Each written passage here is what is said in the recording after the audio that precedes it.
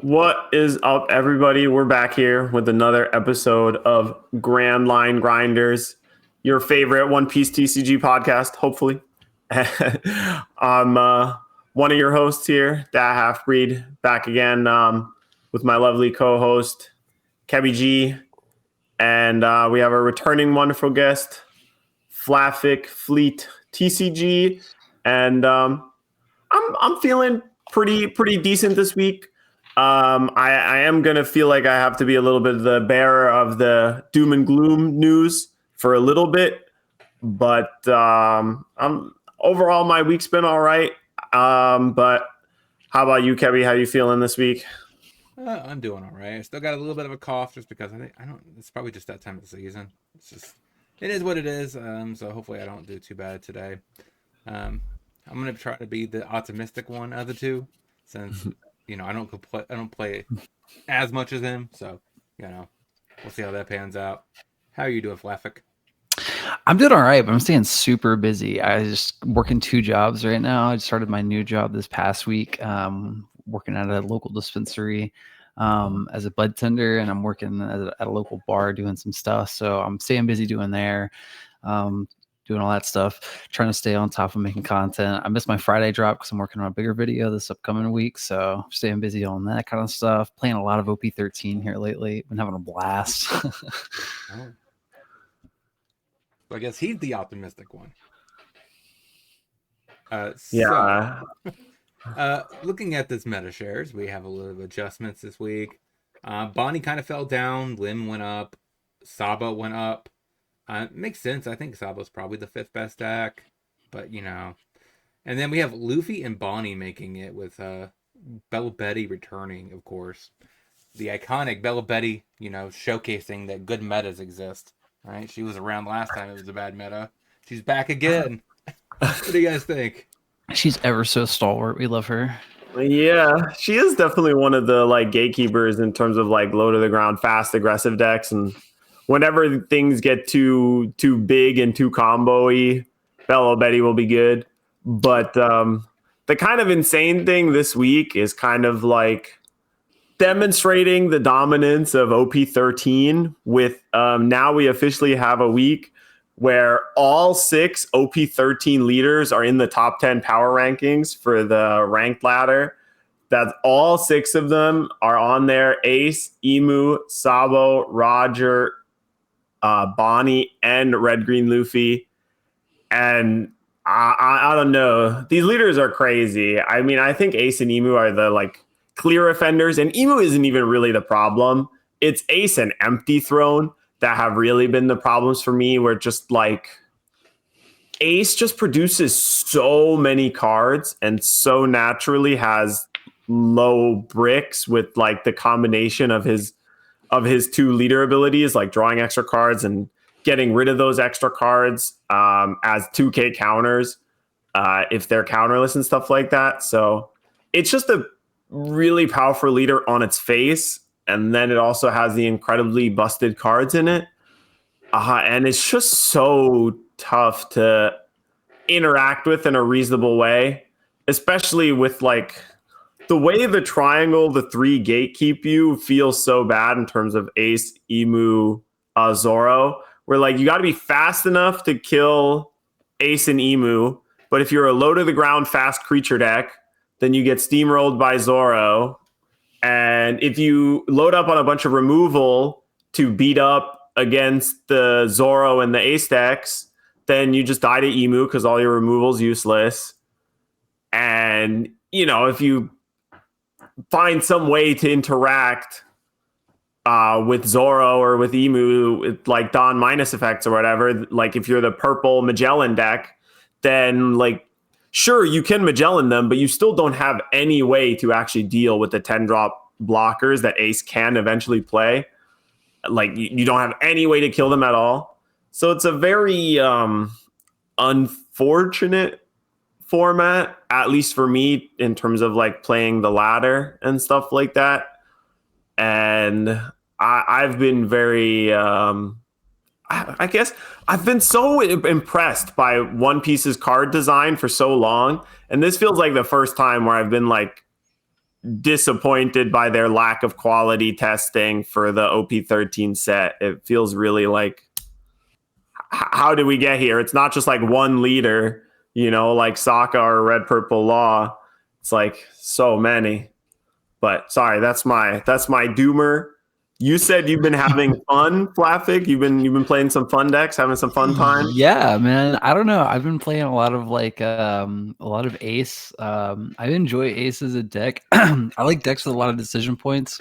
Yeah. And like, you know, the deck has a pretty straightforward like play on curve pattern, like, you know, most people are familiar with, whether you're going first or second. But like, I think the decision points that you make in the deck list and the decision points that you make in when to play certain cards, specifically cards like Taxbeard and Atmos, and like some people are on what's her name? The white diamond lady that gives you plus 2K when you play her for the turn. She's a 2K. I forget her name. The blue Whitey Bay or something. Yeah, Whitey Bay. That's the name of the card. Like, there's so many little things you can like optimize into the deck. I don't know. It's super fun. There's a lot of decision points to make, and I enjoy it. The mirror sucks balls. That's like the one part that like I really just don't enjoy playing is going into the mirror. But like, I don't know. It's fun to play into other decks. And then I've been playing a lot of Doflamingo, and I really enjoy Dofi, specifically because like I just have such a good win rate into Emu with Dofi. Like I don't know, like you just chuck a lot of perfume femurs at people, and you just win somehow. And I'm like, I don't know how this deck is still persisting into this meta this far, but it's a really sleeper pick into some of these like, you know, especially like it has a good matchup into Zoro, you know.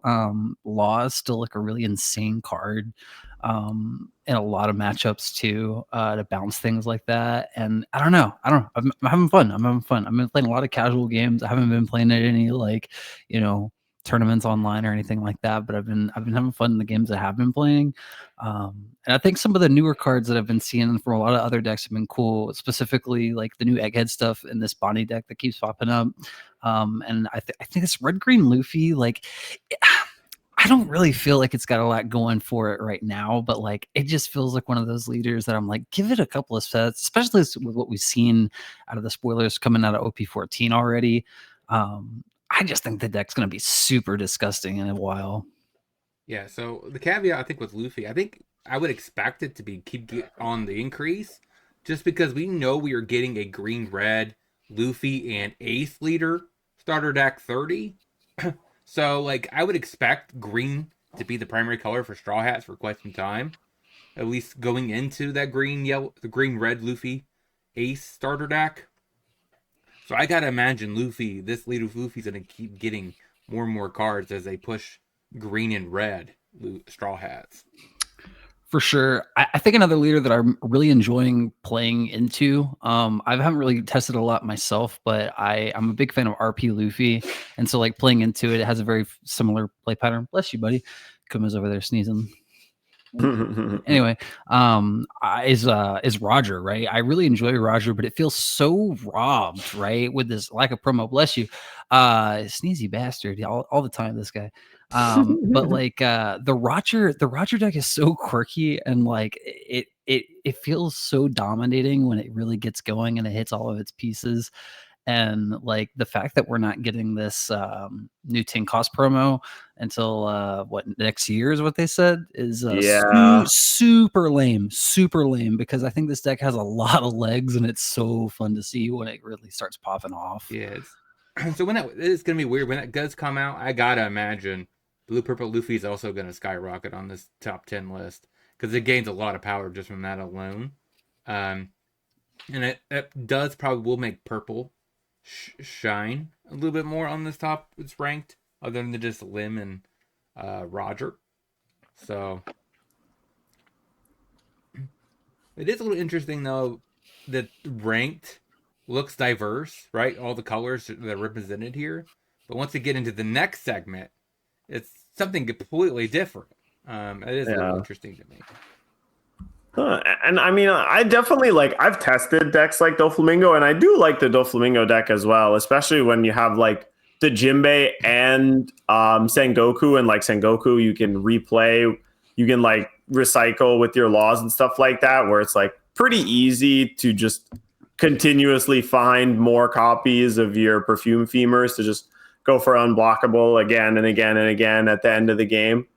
And I mean, I like that those decks still exist. I guess the thing that has been like feeling unfortunate to me is that like it used to be that the older decks were like still kind of viable and you could still do interesting stuff with the new cards. But like, man, so many of the new stuff that we're playing is all with the new leaders. I mean, I guess that's like, I have like such a biased perspective too, just because we've had these on the sim for so long. So it feels like I've been playing them for a while, even though it's only been out for 2 weeks. But no, I'm glad that there is someone that is here to also be like, hey man, some of the ace games are actually pretty fun. And I'm like, yeah. There is fun to be found in this format, but man, it's kind of funny. I was just so high on the previous format, right? I loved OP12. It's so cool. PRBO2 format, especially like with all those new infusions before we got all this new stuff out of 13. Just, I don't know. That was a really cool format. I like jungle formats. I think they're super cool to like dive into and explore over time, especially like, you know, when you get to a point in a game where it's gone long enough that you can sort of like revisit formats with a sort of nostalgic sense. Those types of formats really start to get cracked open over time. You see that a lot with Yu-Gi-Oh! You see that a lot with Pokemon, Magic, you know. And I think that format in particular is going to be one that a lot of people look back on as like maybe not iconic format or like top 10 format, but like definitely a format that people are going to want to like go back and explore over time. Yeah, I'm hoping so, and I think we're kind of gonna use that to transition to the next thing, because the top 10 rankings here are interesting. Like the main thing is that literally the two OP13 leaders that were not on the list last week are this week, so now we're full 6 out of 6. But what was really brutal was like the 2 regionals we had. And some of the results from the like regionals and other local events that happened. Yeah. So should we pull that up, Kebby? Yeah. So the one thing I want to mention is like, it is kind of sad though. Like I do get like every other year pass, like every block number, the power level increases, but it never until now has it ever felt like a pure forest fire, right? Like where everything got burned down. Normally, like when the Knicks that Bell Betty, when Block 2 came out, like they were like much stronger than 1, but you still could play 1 bleeders. It wasn't like a complete forest fire, but now it's kind of like it is. Like these 3 decks. Is it Zoro Block 4 or is it Block 3? I'm not sure, but it is. I mean, it's OP12, so it's the set right before OP13, right? It's also relatively new. Yeah, I know that. I can't remember if this is Block 3 or Block 4, because I mean this could be the power level of Block 4. Oh, I have it here. It's Block 3. Okay. But as long as Block 4 stays at this power level, I guess, of what Zoro and on is, that'd be fine. Hopefully, Block 5 is not just extremely higher. So we're gonna take a little bit of memory, going down memory lane real quick. All right, so everyone hated OP11 meta, but my God, does this look good now? Like, in retrospect, this looks good. How much leaders is here? Showcasing. Like, it actually looks like a much more fun format. It's definitely more diverse than I feel like we remember it looking back, with how good UP was for a little while. And there's one tournament that was pretty egregious, but this still looks like a good spread. Yeah, there was like this one outlier right here and here, but yeah, like people really hated this format and people were waiting for the BNR, but I wonder how people are going to think now looking back at it, because like sometimes grass is not always greener on the other side. Yeah. No, for sure. So all that's 11. Yeah. The looking back, so looking outward before we get into this tournament right here. This is so far the tournaments have been this OP13. So as you see, this one here is only the 3 decks coming in the top 16. I mean, that was a smaller event. That's ridiculous. Eggman's event. So that was like 100 people. But the other two are 1,000-man events. And this one, primarily the three, there's probably maybe like one or two Rogers came in the top 16. Oh, I think it's just top 8. Or top 8. No, it's top 16. And it was literally just what? I think it was 6, 6, 5, 1. One Roger. Yeah. Yeah. See what I'm saying? And this one down here, there's like 2 limb, probably 1 or 2 limb. So like, it's just compare. Look. Yeah. All right, let's get into this tournament. It's definitely funny that like Ace and Roger or Ace and Emu, sorry, are literally like they're almost exactly 33% both times. So it's like the pie is now literally split into 3 chunks. Yeah, of Ace, Emu, and then Zoro plus other stuff. Yeah, I mean sometimes Ace looks smaller, and then like down here it's like a 4th. But Yeah. Emu being half. So like that one's just top 8. The other ones are more than that, I think. Yeah. The man. But let's look into this one. This one actually has some promise. The leader that I've actually been advocating for a while made it top 16. But of course we have Emu, Ace, Zoro, Emu, Jump, Bonnie top. Is this the Bonnie list that you're sent me? I sent you my Bonnie list, but then there's also this Bonnie list, which is slightly different, but also very close. Mainly they're playing like a bunch of copies of the 9-drop Zoro, whereas I gave up on that and am just playing Shanks. Yeah, because Shanks is good into Whitebeard and Zoro, right? Yes, correct. Yeah. Then we have Zoro, Emu, Ace, Emu, Ace. Now we get into the stuff that I want to talk about. The reason why we brought this up. Pudding, baby. She's been my like secret sauce rogue leader for a while. And I've been advocating for her for quite some time as being one of the best leaders that nobody gives an ounce of credit to. But she made it. What do you guys think about her? I think Pudding's really strong. I think Pudding is not given credit, and I think it's mostly due to just being able to play purple Katakuri, right? Or the 8-cost Katakuri.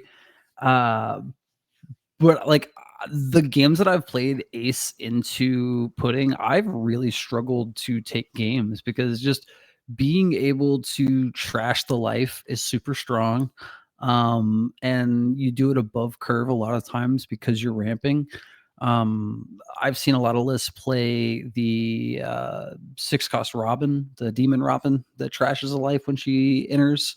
And then just being able to jam the new PRBO2 Pudding, drawing 2, crazy, playing either the yellow Katakuri to tuck something into the life, whether it be a Marco blocker or not a lot you can do into Emu, honestly, but like a lot of other things you can do into things like Ace. Against Zoro, you tuck in Tashikis, things like that. And then just being able to jam the 8-cost Katakuri, which is going to help you add more to your ramp and restand all your other characters. Like, it's pretty solid game plan. There's not a lot else you can ask for, I guess, for a rogue deck to be able to like really take into a couple of matchups. I just don't know how well it plays into Emu. I guess that's like the one matchup I think it probably would struggle into, but I don't know. I don't have a lot of experience on the deck. What do you guys think? I played a lot of games of Pudding for a while, especially right before PRB came out, like right before and right after, because it did actually feel like something that was pretty decent against UP. And that was like one of the main things that I was trying to find decks to beat for a while. And like, it is able to just like curve out so fast. And yeah, it feels pretty good against Ace. And it does actually feel pretty decent against Emu as well, just because like the 10 drop is such a menace in both of those matchups. It really just is like Zoro, where you struggle a lot, where like playing against Zoro, it feels like you have to get 2 Katakuris into play as fast as possible. Otherwise, you're like super, super far behind on the damage race. And it's still so easy for them to just attack into your Katakuri multiple times if you ever block with it. But at least it untaps itself and like lets you race reasonably. But like this deck is really decent against Ace and Emu, and this list that they're playing is like, I think it's like 4 cards off the list that I was playing for the longest time, where like the only difference is I'm surprised that they're playing the event rather than just the yellow pudding, because there's the yellow 1-drop pudding searcher that you can play. I mean, it looks at 1 less card, right? It's top 4. Yeah, the OP1. But the 1-drop pudding only searches for 2 or more. So there is some things that you can sometimes grab with the 1-drop that you can't with others, but I guess not in this list. But I think the really sweet tech in this list that I really agree with is the slow beam sword, like the Noro beam sword, to really like help get those extra blockers out of the way, be it either the Emu draw card blocker or the 10 beard. I think I might, you could squeeze in a copy or 2 of Hell's Judgment if you want to make the Zoro matchup a little better, but it seems like they're prioritizing the Emu matchup here. And I do like this deck. It feels like you are pretty reliant on curving out, and like the 6/7 Katakuri is secretly the best card in the entire deck because that's the card that usually lets you curve out into 10 Dawn perfectly. But I mean, this deck is sweet. It's very tempting to play it, and like if I can get the 7-drop puddings for cheap, I might sleeve it up and play it myself. One thing I want to say, like, you may think I'm crazy, but the card this deck is missing is a 7-drop 8K 2K leader vanilla. It would be so perfect in this list because it's 8K. It could be cheated down with pudding. It's a 2K and it's 7-drop. Yeah, if they made that stat line as on a Big Mom Pirates card. I think it would actually really work in this deck because some people do play the 5-drop 6,000 2K card vanilla or the 7-drop, no, the 6-drop 7,000 power 2K vanilla. But the really thing you want is the 7-drop 8K 2K vanilla. Yeah. If they ever print that for Big Mom, I think that actually would go a long way. Just because it's another AK body that just kind of just beats down with pudding. So, but yeah, I think this deck looks so good. Anything else you guys want to say about it? It's really pretty. I think the art goes hard, especially the 1-drop super rare pudding, the searcher. That's pretty tight. Yeah. I think it's one of the better looking pudding arts. The 7-drop one, every time I see her come down, I joke with my friends. I'm like, 2 cheeseburgers, because they look, I think they're biscuits, but like, no, it's big cheeseburgers. Chocolate cake or something. Look at that. Look at them cheeseburgers. Pudding. Yeah. How come your mom says you can have 2 cheeseburgers?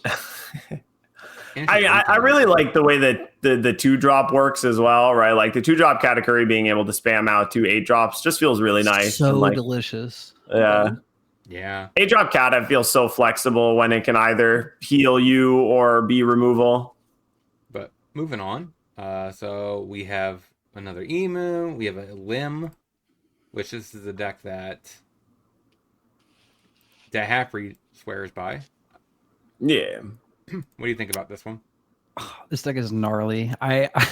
This deck has a way of just like running away with the game that is so, I don't know, like it'll just pick up and go out of nowhere. And like there are times where like you just can't. I feel like you used to be when this deck really first came out, you could kind of just beat it by loading up on Dawn in the early turns and swinging on whatever the first character they played, popping whatever it was, and there was no way they could out-tempo that.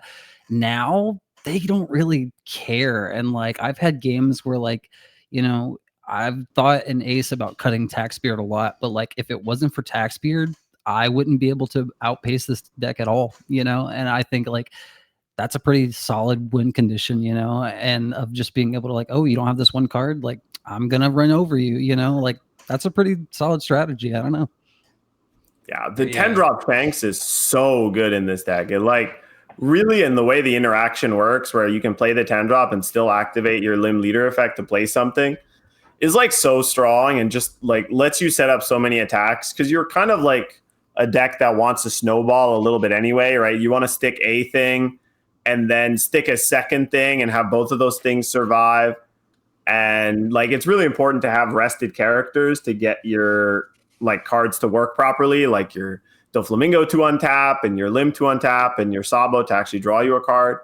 And Shanks is just really good at doing that because like it's a rested body when you play it, and then you can play another rested body off your leader effect, and then like if you have a Sabo in play already, you can immediately use it to attack and draw a card.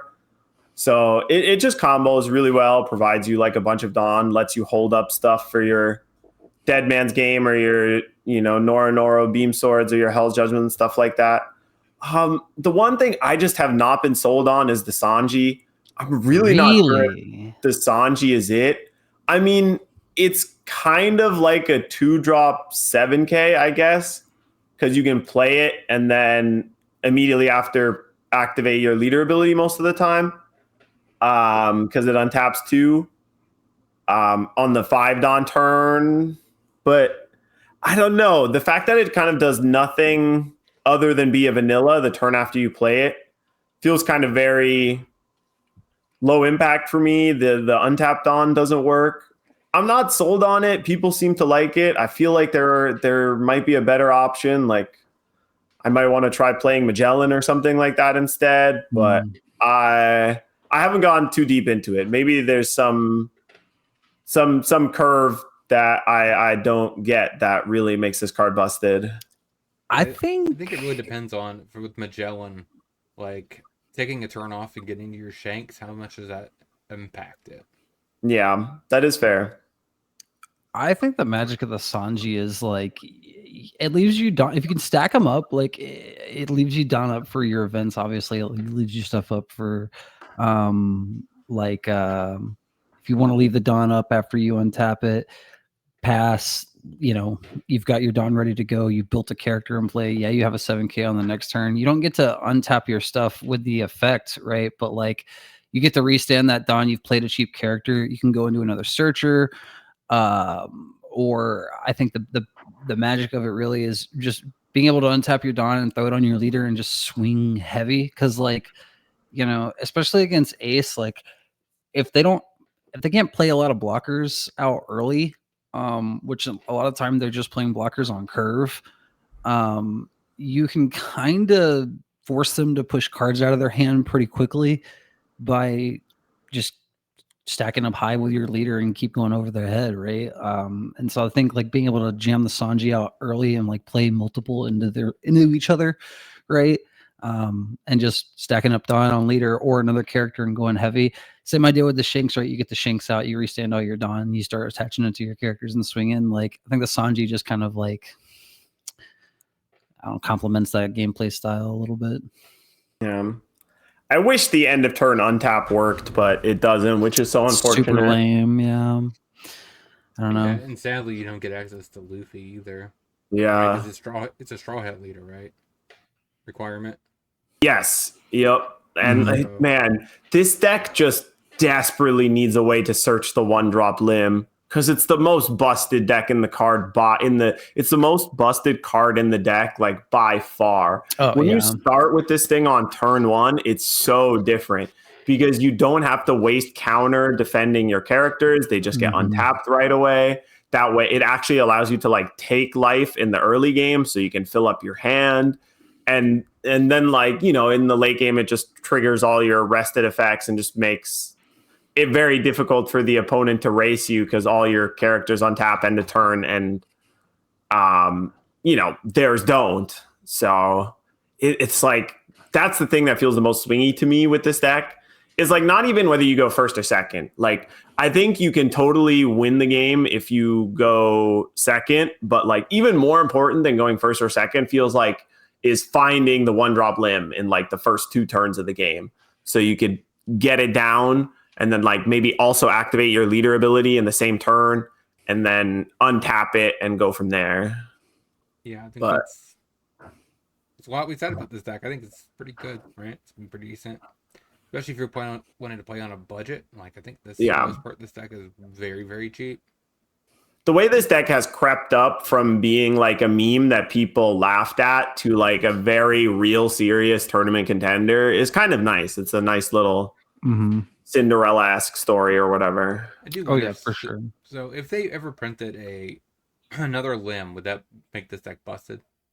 It's like either a way to search for the one drop limb, be it like an event searcher or something like that. But some like 1 or 2 cost searcher character event would just be really huge to like try and find the limb somehow in the early game. I mean, that's a character, right? Because I mean, you could play the green music or purple music. No, those only search for cost 4 or higher. No, I keep forgetting it's 4 or higher. Yeah, so they don't help you find the one drop. Yeah, so basically this would have to be like maybe him as a searcher, because you can't really have. I mean, it's like you can't have. I would literally take an event. You know, it feels like a lot of the event searchers are not worth running. Like, you know, like the Red Hair Shanks Pirate Searcher event or whatever. But in this deck, I would just take it, just because it's like you need to find this limb, and if you have the limb, then you really want to find like Mihawk or Sabo or whatever, right? And so, like, if there was a 1-drop event searcher for Odyssey top 4 or 5, just add any to your hand. Like, I think it would make this deck in a heartbeat. You're just like, I guess I give up on either Hell's Judgment or Slow Beam on one of those, and I just jam more searchers. Yeah, or that, or you would want a non-limb Odyssey 1-drop searcher. Yes, because otherwise limb couldn't find limb. So yes. The 3-drop can find itself or can find limb, but like on 3, it's like too late already. You want it to cost 1 or 2. Yeah, because you did on 3. The next turn, I guess you could press 3 Dawn, play a 5-drop, and then play your limb too. But so yeah, that's all really for this tournament. It's like the only upside about this tournament is just these two, and they showed up in the later half of the top 16. Are outliers. Well, Bonnie. I mean, can I gush about Bonnie for a bit? I love Bonnie. Why y'all hating on Bonnie? Okay. Yeah, I think this deck is sweet, man. I actually like. I love Bonnie, man. I don't know why everybody's always hating on Bonnie. I guess it's like Bonnie is considered like the green Enel or the green Shanks or whatever. Like, it's a very do the same thing most games kind of style or whatever, right? You have one shtick, but it's like, I don't know, it's an interesting thing. It always leads to interesting combat math, fun games. And the new cards are really fun in this deck. I mean, I definitely think that like the 6-drop Law is kind of nutty. I mean, I feel like I've talked already about how much I think that card is busted. But this new 4-drop Uta is really sweet as well. Yeah, and in my testing, like, the 4-drop Uta is one of the biggest difference makers in both the Emu and the Zoro matchup, because like especially going first against Emu, it's pretty good, and going second against Zoro, it's pretty decent as well, right? Where you play this against Zoro on your 4-Dawn turn, you get in an attack for 6, and then like, do they really want to attack into this? Because if they do, you could just pop out a Cavendish or a a Bonnie blocker or a Carrot or something like that, right? And just make their life miserable. And it's the same against Emu, where like they really want to play Mars and destroy something on curve. So, you know, if you're going first in that matchup, you just play this for 4-Dawn, and then you can attack for 7 and hold up 1, and then they don't have like an easy Mars target to blow up the Uta. And then ideally the turn after that, when you're on 7-Dawn, you can like play Cavendish plus Tashigi or Koshiro, right? Like ideally then you have enough Dawn to play Tashigi plus a threat, and then you're protected from Mars twice over, and even from just like the Uta being attacked into. So the new cards feel really nice in the matchups where they're strong, and you know, this list is on Zoro to help against Emu a little bit and against some other decks, but I'm a Shanks believer. Question: does Uta stop Lim's ability? It's really tough on the wording exactly Mm-hmm. because it's based off of like there's just a fundamental mistranslation in the rule book where in Japanese there is two different versions of to play. One is which like Yeah, to one. cast in any means whatsoever, and one which is to play using its original mana cost. And it is clearer which of the two they're talking about in the Japanese card game, but it does not make translation properly. Yeah, so So I yeah, don't know. I need to look up the rule book again for sure how it works and which ones are which. Because Shanks allows you to, but I think this one might not get around it. But yeah. I was just curious it's because like, very complicated, and unfortunately. it's kind of sad though that they don't do like how Magic does it, to where there's cost and there's play. So Yes. like you have a differentiation between, or you actually have to hard cast it Yeah. for cost versus that. There's not really. There's always just says play. But I was just curious because I was looking at this card. I'm like, isn't this just better than Sanji? Like No, but yeah, the this. Sanji doesn't lock you out of playing characters. That's what I was saying. And Like $7K. if this didn't lock you out of playing the characters based on this verbiage, I don't know if it doesn't stop you based on this verbiage. Wouldn't it just be better? That's what. Yeah, I mean they But do different things, but it is a good card. I mean, this card's more flexible to be played in non, straw hat decks or whatever, right? This one's more generically templated, but yeah, I'm just curious because I mean, because at least with this one, like if it doesn't stop you from doing your limb ability, you still untap the two Dawn, and then you also get to later on if they KO this thing, you get to cheat down another Odyssey 5-drop. So yeah. that technically Mm. works. A little bit more upside, but I just didn't know. I really like the 10 drop Law and Beppo as a one of in Yeah. this deck too. Super cool little tech choice. It's one of those things where because the deck now, like, you need more stuff, like more cheap stuff to trigger to have law stuff to pick up. So they've gone back to playing Kid Killer. And then it's like when you have Bonnie and you have Kid Killer and you're like picking them up and recycling them, it's like you might as well just play some giant searchable supernova, right? 10 drop, right? Like having something big to actually search for just feels really nice so that you're not only limited to 5 drops plus law. Yeah, Mm-hmm. And the combos just really well. Like against Ace playing 10 drop law Beppo, followed by untapping and playing Shanks to blow up the thing that you kept rested, like that feels really good. yeah, I agree. Especially, I think I love this artwork too. It actually makes Beppo look furious. I like it. He is Yeah. furious. Most He's of them, fierce. yeah, most of them he looks very talkable and goofy, and this one he looks actually serious. Um, but yeah, so this version is putting a lot more silver bullets in it, which I guess is a way you could build this deck. Technically, you have so many supernova searchers, you could technically run a just random bullets for your supernova deck. Mhm. I know you don't technically would. I don't know if you would ever put the. Is this card good in 2025? Yeah, I tried it and I do like it, but Mm. I ended up cutting it just for the fourth copy of Shanks, just because it's like Mm. Shanks isn't searchable. And if you don't draw one against Ace, it feels like you can't win the game. Because Zoro, like you can play Zoro, but then you're just sitting there being like, no red rock, otherwise you lose. But Shanks is really like, if you can Shanks a Whitebeard, then you really feel like, oh, okay, like I have a chance of winning this game. But I do like the 5-drop Bonnie. I think there is room for it. Like you could play it. I think I ended up playing Carrot instead, just because it felt a little more flexible. Yeah, there's no But carrots in here. yeah, That is interesting. Yeah, I mean, because I was just asking because I know, like, for at least when I did the when ST 24, 25 was Bonnie, right? I know when she dropped out, like I was recommending picking her up because she was a nice budget friendly card hmm at the time. Like she was only like less than $1, but now she's like 10 cents. So thanks to PRBO too. But yeah, I was recommending her because she's just so cheap. But yeah, I just didn't know if she's actually how valuable she actually is. Mm.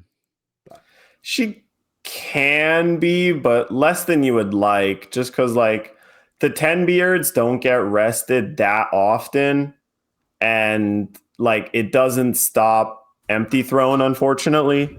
But there are some situations where it's really good.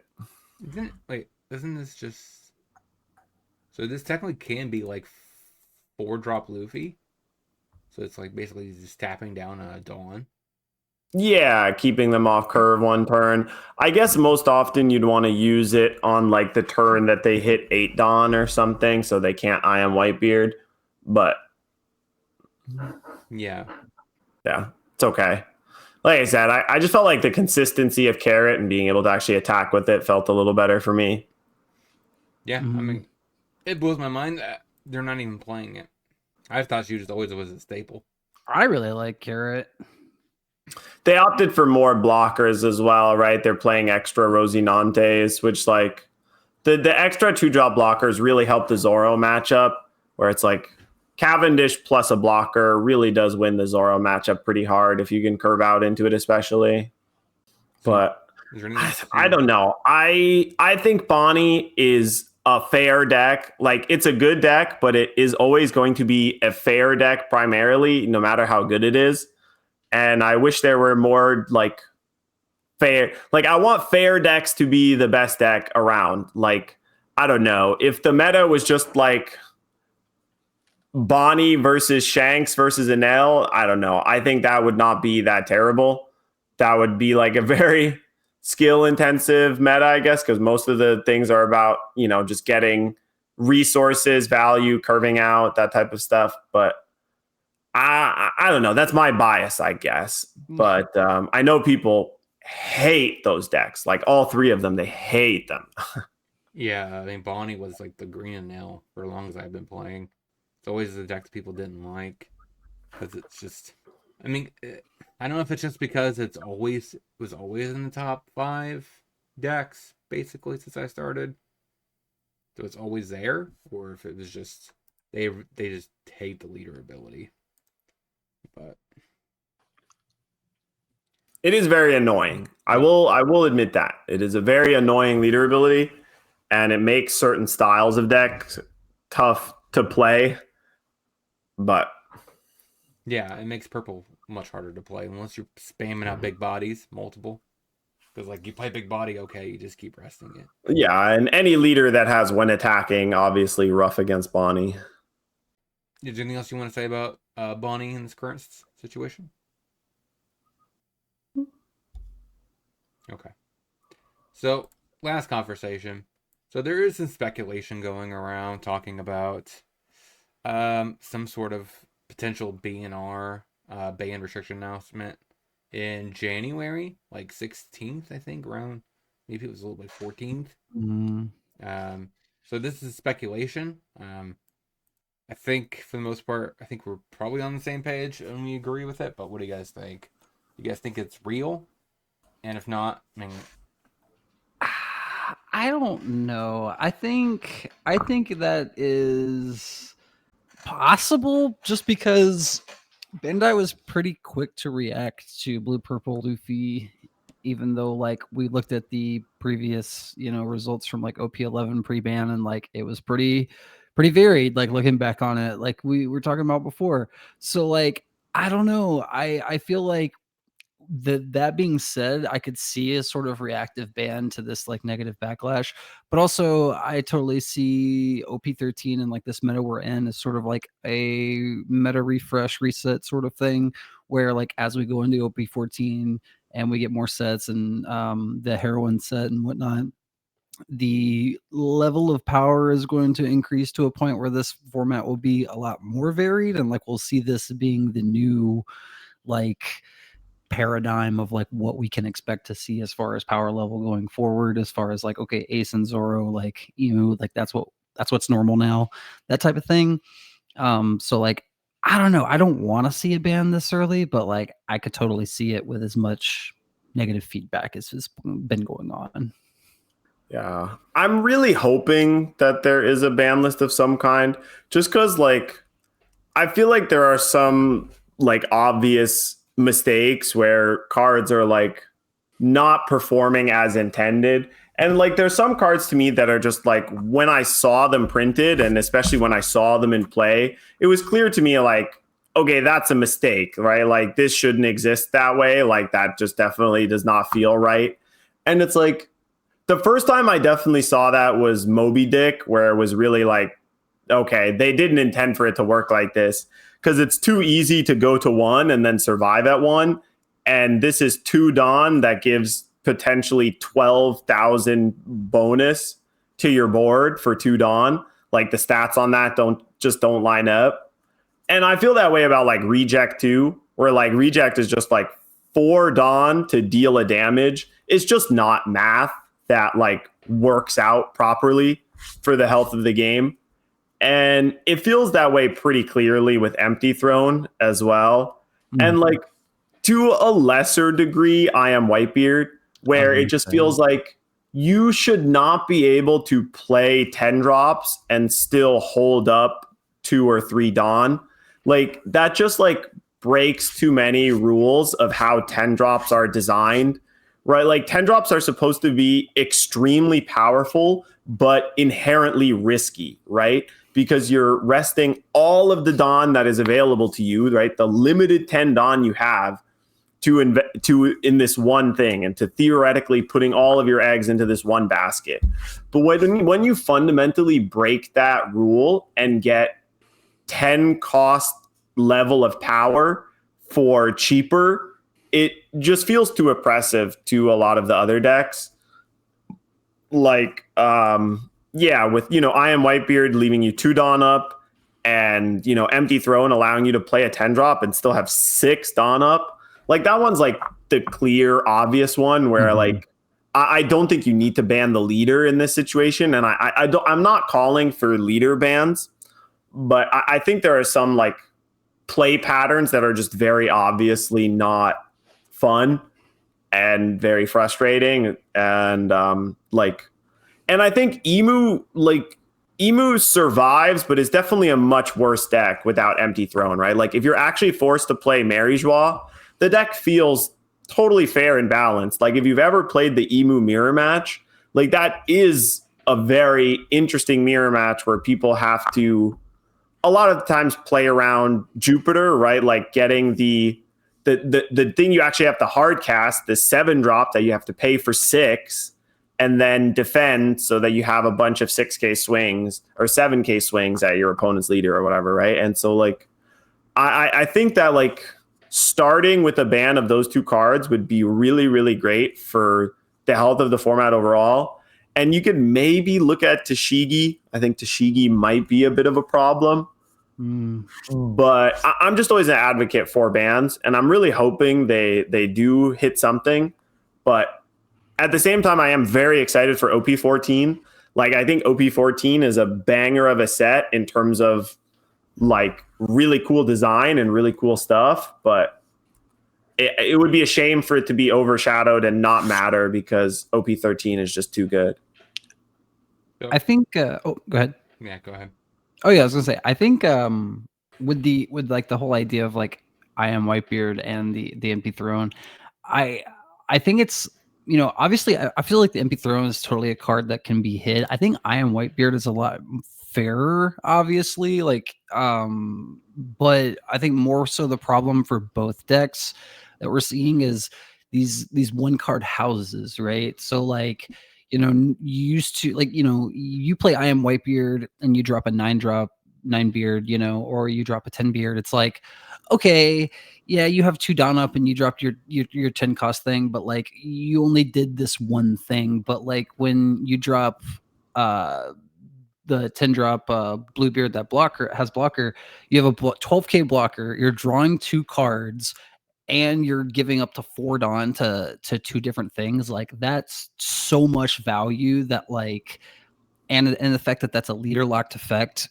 or being able to cast it on 8 Dawn is a leader locked effect by being able to cast I Am Whitebeard. I think that becomes the problem. And same thing with Emu, right? Like you're casting your 10 drop one that gets you 5 characters worth of value for what 3 Dawn, like 4 Dawn.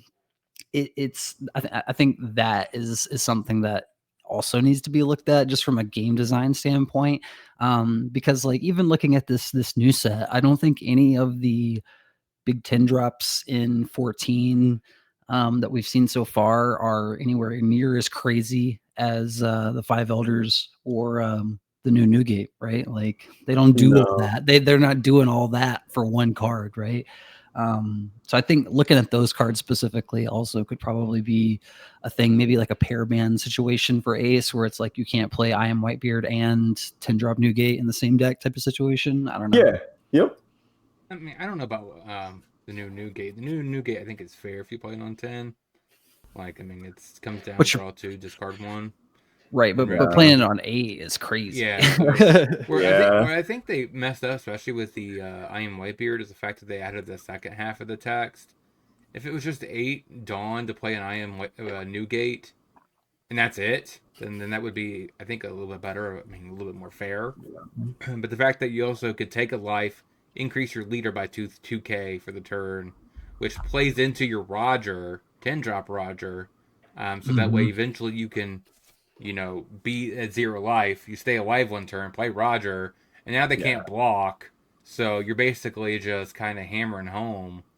So like I think that's kind of where the issue actually comes up, is where Whitebeard, I think it has to go, because the second half plays too well into the fact that Ace kind of wants to play Roger, which I guess is the thing that people don't really think about. You just think about, oh, I'm getting a 10 draw for 8, but I think the other half of the effect is just as good, and people don't really think about it. I brought up OP13, or I should say the East meta right now, just to see if there's anything glaring, because I mean I would assume a lot of decisions that Bandai makes is based off of also the East, or is it just the West? I don't know. When it comes to competitive, they mostly only care about the West, which is kind of funny, just because also like in Japan, oppressive metas don't matter as much because they have like one regional size event a month, and you can get Treasure Cup promos. You can get a cereal in Japan by going 6-0. So like tournaments that are primarily 5 or 6 round tournaments, it doesn't matter as much what like quote unquote the best deck is, because you can win 5 dice rolls in a row with a kind of shitty deck, and then you're like, boom, I got my cereal, I'm happy. So like it's just the player numbers are not the same. And so they've always made bans like for the West, right? Like there's been several bans that have existed for the West where the East just had to suffer.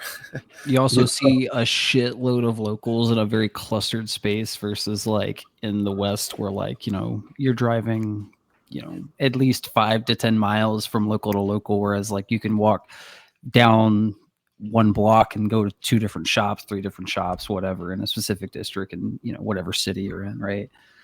For sure. So if a locals is bad somewhere and you lose your one spot to play, there might not be another spot to play for you at all, right? So that's fair. I was looking at it to see, okay, well, what decks are still an issue post EBO3? Because I mean, Nami did get quite a bit here, if I'm not mistaken. Yeah. Of course, Luffy and Roger here because of a drop. And of course, Nami and Sabo seem to be the main like beneficiaries from Extra Booster 3. The OP13 Sabo. Kuzan. Yeah, random Kuzan.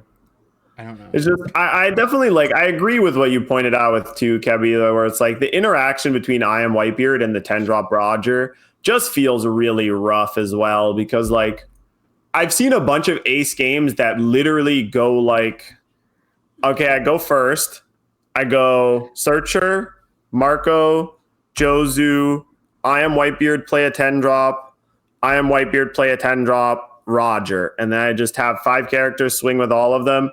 And I was 8K leader with a 12K blocker for that entire time almost, except for like the first 2 turns of the game, So it's just like so rough that you can just put yourself to 0 so easily and then play the Roger to stop them from blocking entirely.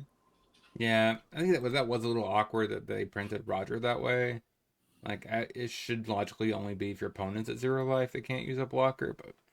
But I mean, Roger's been fine for so long, right? It's like just Roger now that he's like, Roger was a card that was like, $5, maybe a little less, where it's like some decks might want it because it was a 10 drop 13k rusher, right? And like the second effect mattered sometimes, but like this is the first time where somebody can really abuse the second part of the effect, right? RP Luffy couldn't play Thatch to take a life, so we didn't have a problem. But now we do. Yeah. There's multiple ways to put yourself to a 0. I always forget that there's like a 1-drop searchable 2k that lets you activate Gold Roger at will.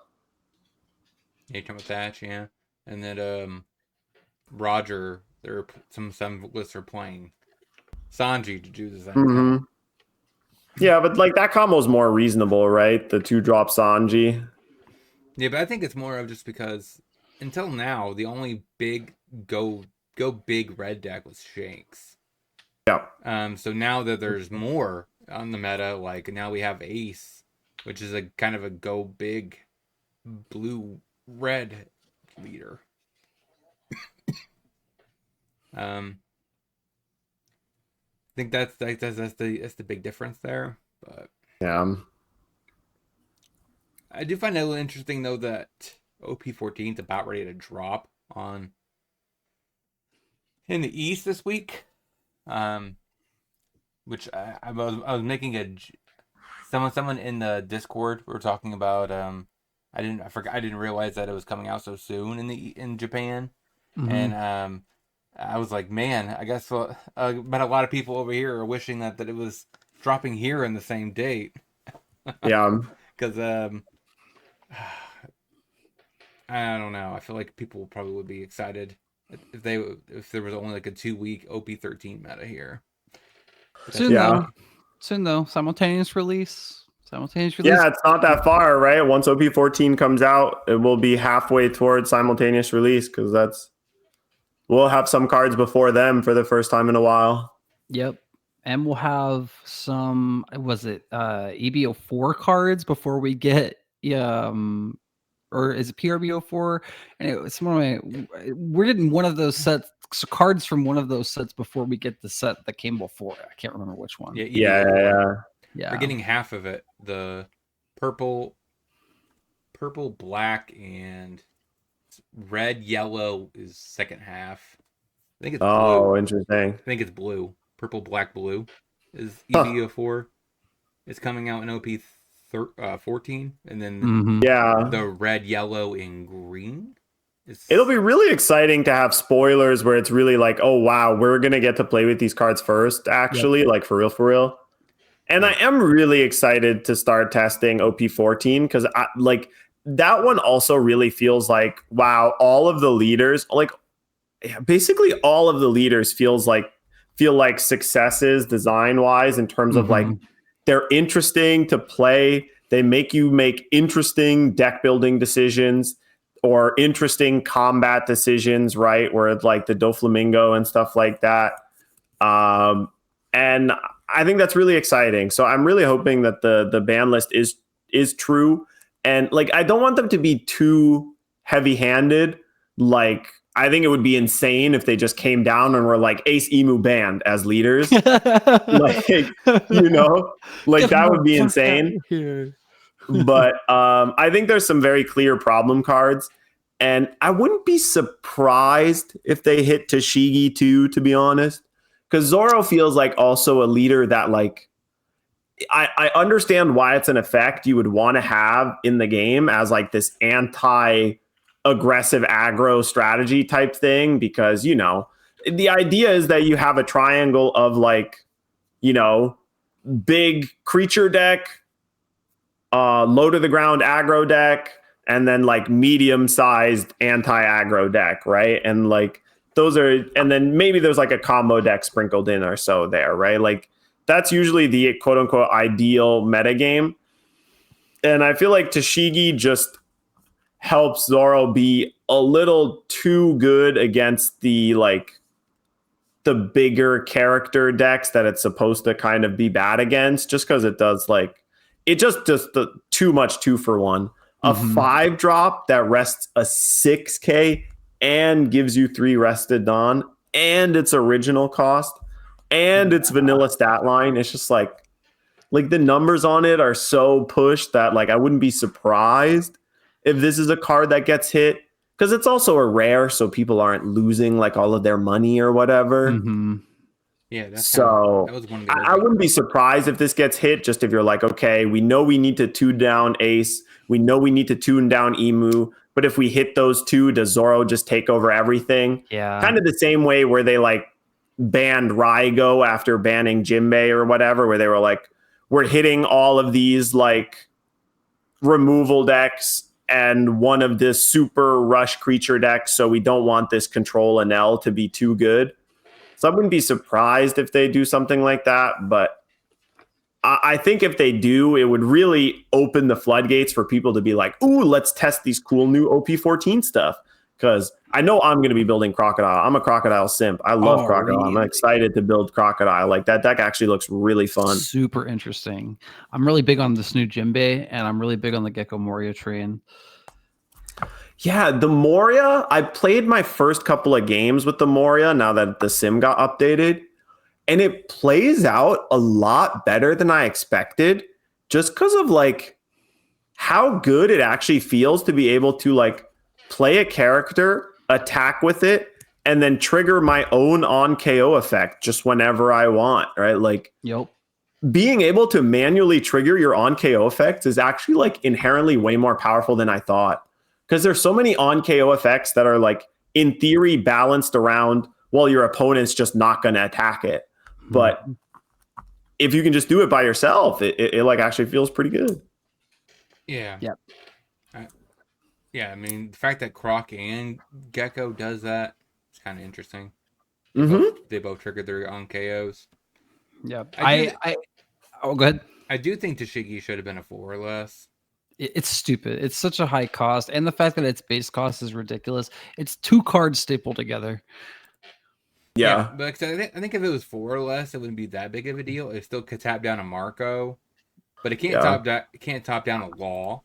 Or comparing it to Kawina, considering they're both rares, is kind of ridiculous for sure. And I also think if it was a 4 or less, maybe it wouldn't have. Maybe Grape Luffy wouldn't have been pushed out so far. Just tapping down the 5-drop pudding is kind of excessive. Yeah. I don't know. I feel I think if this was a 4 or less, I don't even know if they did a 4 or less, could it have a 1K counter? For sure. Yeah, I think that would have been a much better card for the game in general. Yeah. But talking about OP14, yeah. I'm not even sure which leader I'm most excited about, to be honest. They're all unique and interesting. I mean, for me, it's Croc, but Law doesn't look bad. He's super interesting. Yeah, Law is the one where when I played against it, I was like, wow, this is actually really scary. And there's some really powerful cards in the deck. There's a 1-drop that's on KO, search the top 5 for a 2 cost or less and put it into play. I didn't realize it was put into play. I thought it was put into your hand. No, it straight up just replaces itself, puts it into play, man. Card's nuts. Yeah. And then you have a lot of people are excited about Dopamingo, which is a nice twist on Rosante. Yeah, he's super cool. The art is super cool. The art, honestly, that's one thing that Bandai has really been ramping up these last couple of sets. I think the art has been really killing it. It's always been good, but it's just been really cool lately. I think they've been doing a good job with that. I think the alternate art leaders are a little bit disappointing for OP14, but a lot of the other alternate arts they've spoiled have been pretty sick for the SRs and the secret rares. The one card I'm really worried about, though, this new Nami that got spoiled, the new film Nami. Oh, the Hody Jones on steroids? Yeah, that card seems ridiculously overtuned. That card is going to be a problem. I don't know. I feel like they're getting very heavy-handed with cards restanding Dawn and Green. I feel like it has the potential to sort of like break the design space a little bit if it keeps getting pushed in the way that it's been pushed here lately. So I don't know. I mean, that one is end of turn, which does make it tough to utilize for a bunch of decks, but it is kind of like every deck that wanted Hody Jones but was like, I don't know if I can afford to lose a life, definitely feels like it's going to want to try that card.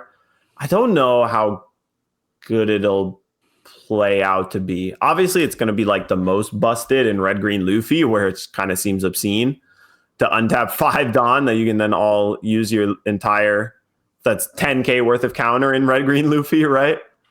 But hey, the best one's for Uda, right? I mean, Uda doesn't have anything to do with all that, Dawn. Like, you don't really have any events that you want to cast in Uda. It'll find something to do. It'll find something. I guess so. It'll dig pretty deep in there trying to find something. It'll find something. I just think the fact that it's a 4-drop that it gets 2 things, 8 cost or less, insane, and it's a blocker, stupid. Like the untapping Dawn part is like, yeah, sure, but like I don't know. The fact, like, I think the part that bothers me about the fact that it restands Dawn is the fact that it restands more Dawn than what it costed. Yeah, that's definitely odd. That's the part where I'm like, this is good. This is problematic. Like, I don't like that. That's I don't know. It seems like a slippery slope. We'll see.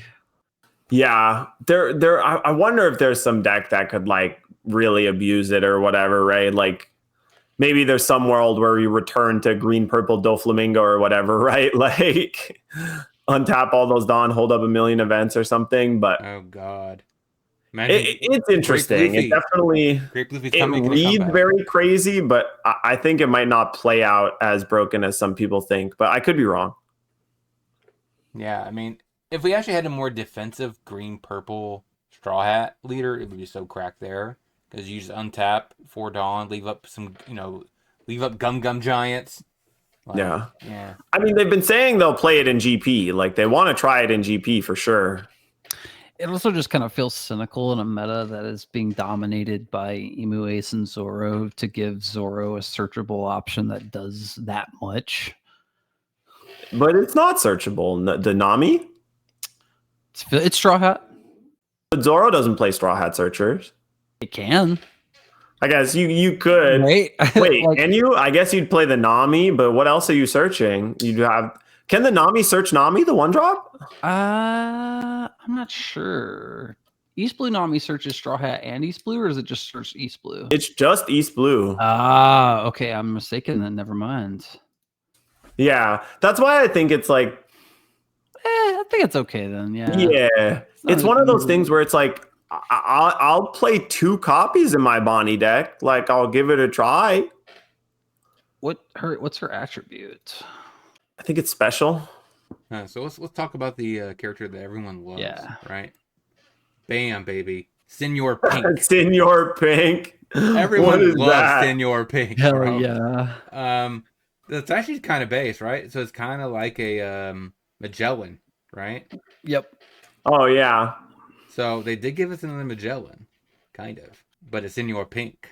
Yeah, I'm not sure if I want to play a 4 or 5 no stats until I activate my leader ability. Yeah. Do you think they kind of did him dirty? You should have it on play too. Yeah, or something, or maybe be a 4/6 or something, so you can maybe attack with it. It's a Magellan. That's not a brick. I mean, that's one thing. Yeah, that does help. I guess. But I just think it's weird. I feel like there's other stuff you could do, like the the card that's really nutty in Doflamingo is the Virgo, man. The Virgo's nuts. Yeah, the 5-drop 7,000. Yeah, because I somebody played it off of the 8-drop Doflamingo against me, and I was like, damn, that's good. Now you have 8-drop Doflamingo can play a 5/7 down, not just the Rosie. Like, that seemed good. I don't know. I just think they did him wrong. Like, they should know that people's favorite character from this family is Senor Pink. I don't know if that's entirely true, though. Their favorite character, they like it, but I don't know if he's their favorite character. I was going to say that Virgo art makes me really uncomfortable every time I see it played against me. There's something about it. Does it look too much like he's doing blackface or what? No. Just the way that he's standing and the way that his body's shaped. Like, look at it. Yeah. Like, look at it. Like, he doesn't. He's like he's like big head, little body. Like his legs do not match the proportions of him. Like if you look at his hand, like I don't know, he's so overly beefy. I don't remember him looking like that in the anime, but every time I look at him, like big beefy purple man. Yeah, it is weird. Yeah. We'll still have to figure out exactly how the Jinbei deck pans out, but it is interesting that they've given the Jinbei deck has 3 different versions of 1/3 draw card somehow. Yeah. Oh, dude, yeah, the Diamante art looks sick too. Yeah, like why are Virgo's elbows that sharp? That's my question. Dude, right? Yeah, and like his stick, like it's like glowing with like smoke. I don't know. It's so there's something so weird about this artwork, bro. That's so funny. All meaty and purple. Like I don't know. Yeah. I don't know. I hope we get to care about OP14. That is my hope. I hope we get to care about it, and it isn't just all immediately considered irrelevant. That is my hope. I don't think it will be. I mean, I think honestly, based on what if I had to make my projections, it's going to be Whitebeard banned and also probably Throne, just because both of them I think are commons and they're cheap. So, yeah. I mean, no one's gonna be mad. Like, hey, my quarter card got banned. Okay, I'll move on. Very low cost, very high reward to banning both of those cards for sure. I really hope it's a pair ban for I Am Whitebeard, just so because that's fair. I feel like Marco like really enjoys that card, right? Yeah, and the Ace Gate too. And the Ace Gate, Ace Gate too. That's a super quirky little deck. Yeah, I mean that's totally fair. You could make it a pair ban with the red blue ace, because the real issue it feels like is I Am Whitebeard plus Gold Roger, much less so than other stuff, and Marco doesn't really want to play Gold Roger. I just hope that they go down this path where they went with OP14 and then OP from 11 to 13. I feel like these leaders a lot of them are just so generic. Like, okay, this guy gets to make you minus 2,000 power, and you draw a bunch of cards. Okay, Luffy, UP Luffy, which is I just draw an extra card a turn. It's like hopefully they go down this path of just making leaders that just have interesting effects that make build-arounds like feel so much different than other decks that exist. Yeah. I also really like seeing this deeper dive into attribute focus. I think that's super cool too. I'd love to see more cards that search attribute specific things like the Perona and things like that.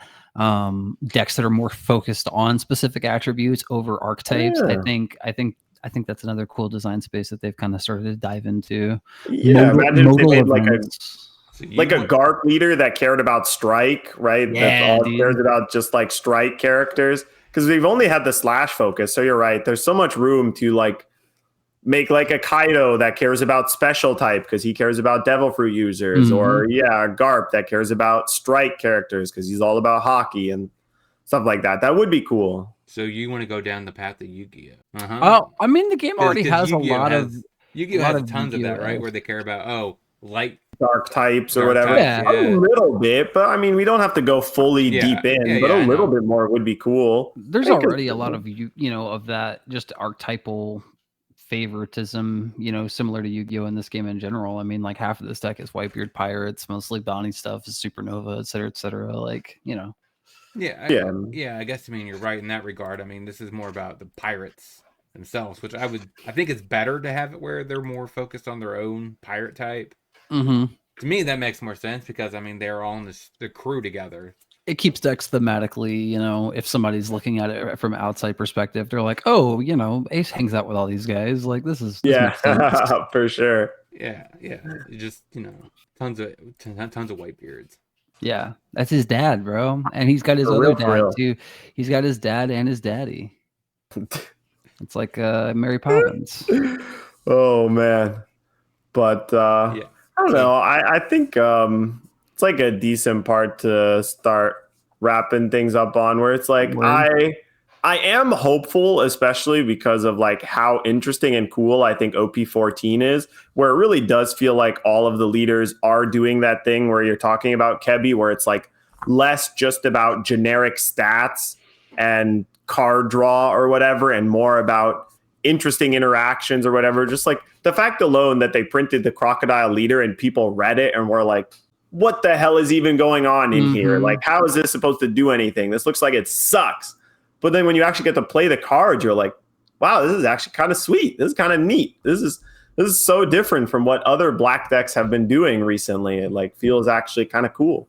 Yeah. And also, I mean, in that regard, it's not like Rayleigh, right? Where you look to the cards and like it builds itself one way.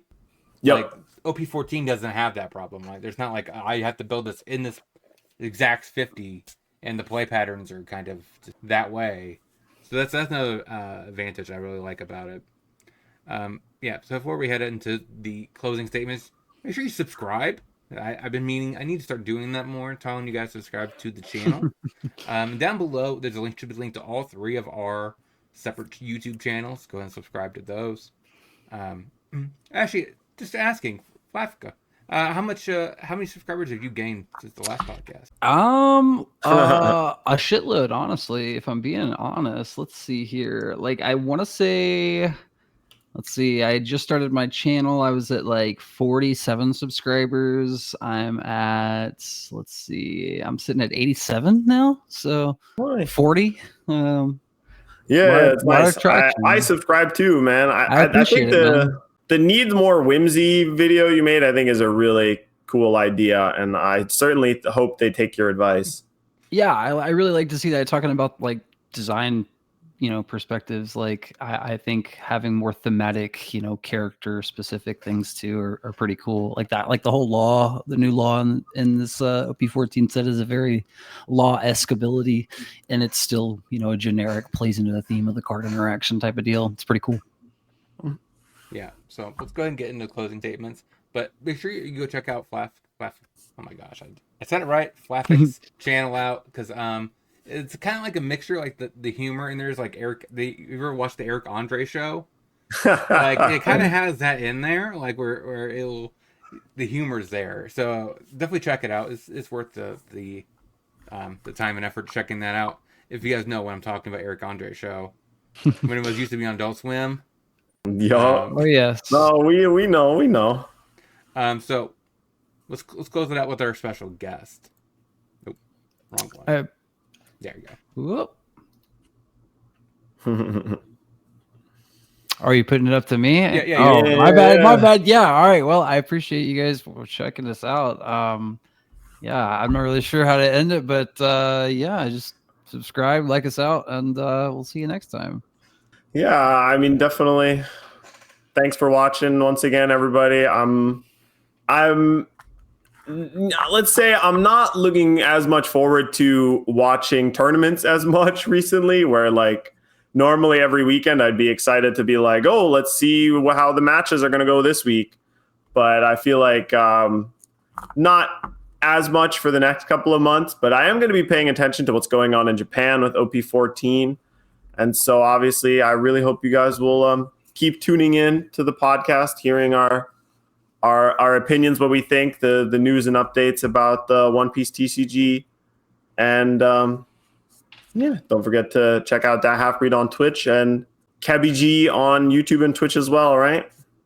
Yeah, so for me, closing out, so I do want to mention, like, so I think I've talked a little bit more, and I think I have a better understanding of what I want to do with the tournaments in the future. So one thing I want to talk about in that regard is just quickly is, I think I'm going to start doing it in January. So if it is entering you, like I think I'm going to do an off-meta big tournament, a vintage style tournament that's going to be hopefully pretty big as well, where everything that's banned comes back as a one-of. And so that means if you like Law, technically you could play Law. And then, of course, we'll have some standard events, maybe stuff like that as well. So that's coming, I think, but the first slot I'm going to try to target is January. That way it's after the holidays, so there's no interference with that stuff. So, and like I said, subscribe down below, subscribe to all our channels, and click that like button so that way more people can see the podcast. Let's make this one just as big as the last time he was on, which made about 1,000 views. So, man. And until next time, have a great rest of your day. We'll talk to you guys next time.